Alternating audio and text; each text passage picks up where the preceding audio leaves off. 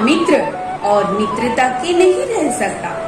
बालक हो या वृद्ध, गृहस्थ हो या सन्यासी, कवि हो या योद्धा, बिना मित्रों के किसी का भी जीवन नहीं चल सकता। यदि यह संबंध इतना आवश्यक और शक्तिशाली है तो उसको निभाना भी उतना ही आवश्यक है। परंतु प्रश्न यह उठता है कि मित्र कौन होता है?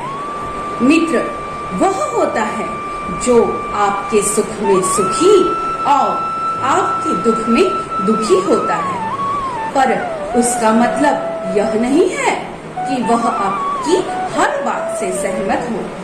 अगर आप गलत हैं, तो आपको सही दिशा दिखाने वाला ही आपका परम मित्र है। तो प्रेम से बोलिए राधे राधे। सांदीपनी ऋषि के आश्रम में कृष्ण अपने दोस्तों के साथ शिक्षा ग्रहण कर रहे हैं। चलो मित्र, आज का कार्य समाप्त हो गया। अब हम सब खेलने चलते हैं। चलो सुदामा, तुम भी चलो ना।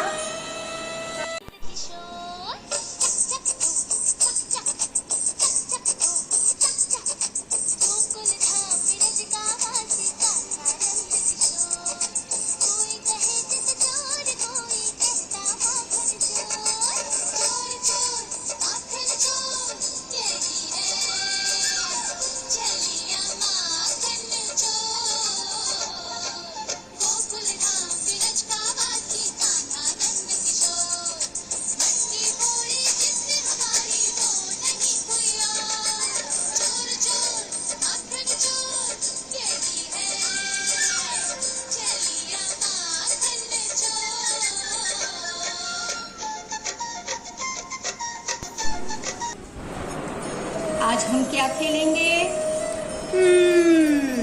क्या हम गेम खेलें? हाँ हाँ, चलो चलो, अच्छा सुझाव है। चलो खेलते हैं।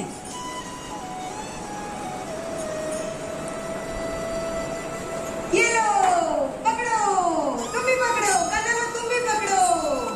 ये लो, ओ पकड़ो पकड़ो। अरे कृष्णा, तुम लेके आओगे? अरे सुदामा, तुम भी आओ। वहाँ क्यों खड़े हो? कृष्ण, मैं ठीक से चल नहीं पाता, दौड़ नहीं पाता, मैं कैसे खेलूं? सभी मेरा मजाक उड़ाएंगे। तुम ही सब खेलो। नहीं सुदामा, वो मित्र ही क्या जो अपने मित्र को उपहास का पात्र समझे। हम तुम्हारे परम मित्र हैं। अगर तुम नहीं खेलोगे तो हम भी नहीं खेलेंगे। बिना मित्र के खेलने का क्या मजा। हाँ हाँ सुदामा, आओ हम सब मिलकर खेलते हैं। सब मित्र मिलकर खेलने लगे।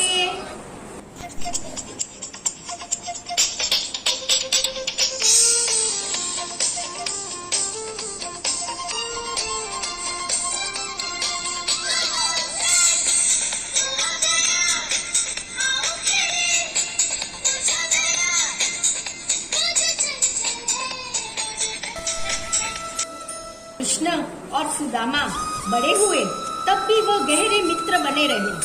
चलो देखें उनकी दोस्ती का एक और रूप। यह है उनका बड़ा रूप। सुदामा बहुत ही गरीब ब्राह्मण थे और उनके पास इतने पैसे भी नहीं थे कि वो अपने बच्चों के लिए खाना ला सके। एक दिन सुदामा की पत्नी बहुत उदास हो गई और उसने बोला, हम भले ही भूखे रहे पर बच्चों के लिए खाना तो लाना ही चाहिए। और ऐसा बोलते बोलते उनकी आंखों में आंसू आ गए। यह सुनकर सुदामा भी बहुत दुखी हो गए। क्या कर सकते हैं, किसी के पास पैसे भी नहीं मांग सकते। आप अपने दोस्त कृष्ण के बारे में इतनी सारी बातें करते हैं, क्यों नहीं आप अपने दोस्त से मदद ले लेते? हाँ, बात तो तुम ठीक कर रही हो। मैं अपने दोस्त के पास जाऊंगा तो मुझे कुछ मांगना भी नहीं पड़ेगा। मैं कल सुबह ही निकल जाता हूँ द्वारका की तरफ कृष्ण को मिलने के लिए। पर मैं उसके लिए क्या भेंट लेके जाऊँ? हमारे पास तो कुछ भी नहीं है। चिंता मत करो, मैं पड़ोसी की यहाँ से कुछ लेकर आती हूँ।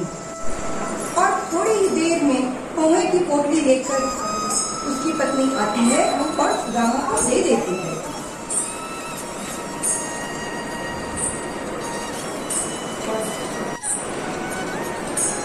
यह पोटली लेकर सुदामा द्वारका की ओर निकल पड़ते हैं।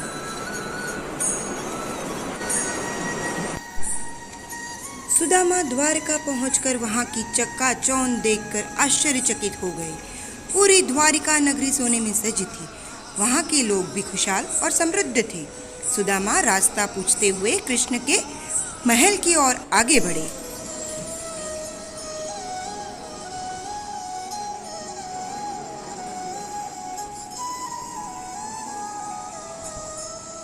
देखकर वहीं पे रोक लेते हैं और पूछते हैं, किससे मिलना है तुम्हें?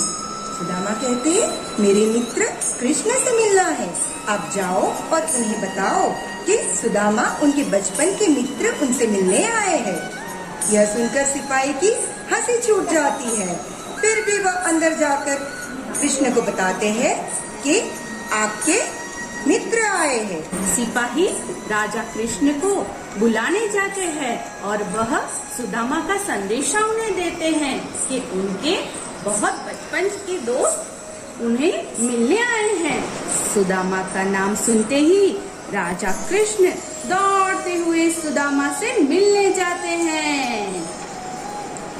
यह देखकर सब आश्चर्यचकित हो गए और देखने लगे।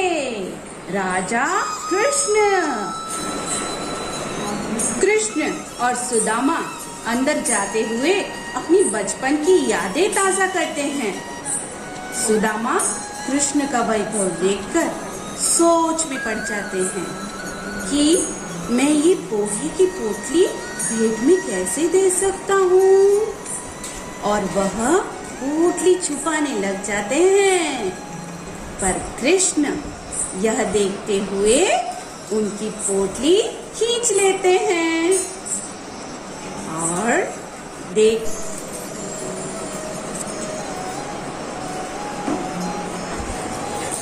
बाद में दोनों भोजन करने बैठते हैं।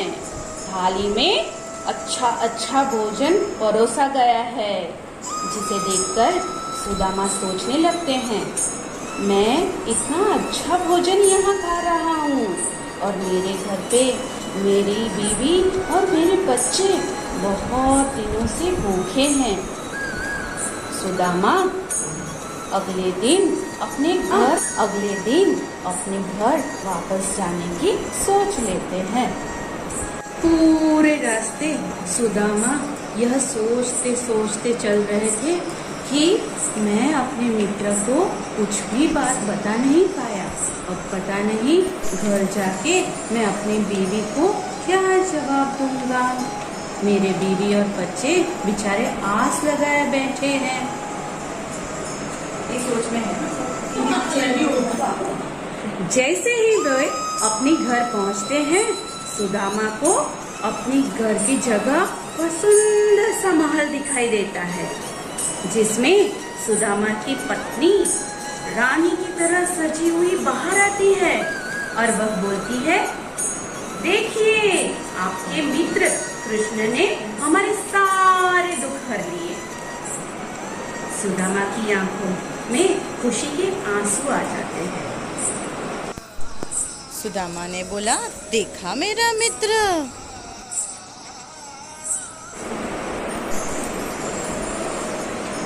देखा आपने मेरे दोस्त का प्यार। आपकी जिंदगी में भी ऐसे प्यारे दोस्त होंगे। देखा आप सबने हमारे प्यार और दोस्ती।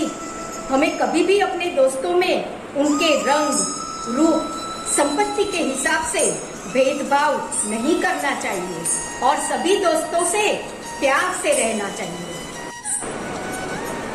So children, do follow all the values shared by our Krishna, and this Janmashtami, let's dedicate to the friendship.